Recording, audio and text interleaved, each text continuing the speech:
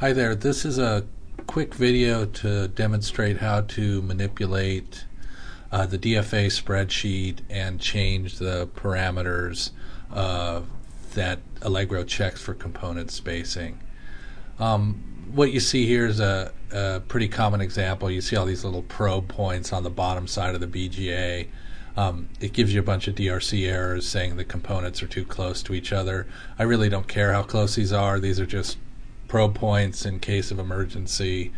It would be easy enough to just wave all these DRCs, but then if you move parts or update anything, they come back. The proper way to do it is to edit the DFA spreadsheet, and you get to that under Setup, Constraints, DFA Constraint Spreadsheet. It looks like this. All the components on the board are classified into one of these categories, and the test points are classified into the comp other for some reason. It'd be nice to have their own category, but it does make sense to keep these categories as few as possible.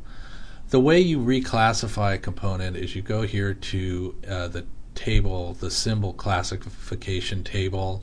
You click on Show Symbol Classifications. It opens this up, and there it shows all the different component classes. And if you go to Comp Other, it lists everything we see, and here is the test point I'm concerned with. Highlight it, right click, and you cut it. And then you go here and you create a new class. I'll just call it test point.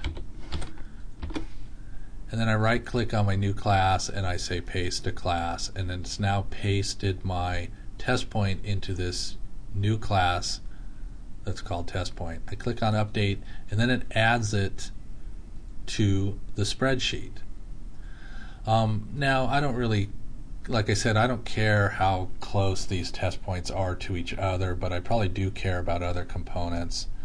So maybe 5 mils, 5 mils, 5 mils, 5 mils, 5 mils there too, but I'll leave the test point to test point set at 0.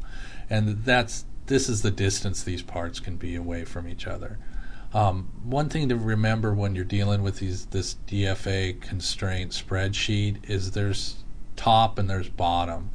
Typically here we have the same measurements for top and bottom. You can see here is the bottom, here's the top. I could go back through the exercise to add it to the bottom side, but the easiest way to do that, since the same values are the top and bottom, is there's a button here, copy top table to bottom. So I do that, and now you can see they match top and bottom. So I'm good. I say OK. Ask me if I want to overwrite my spreadsheet. Yes.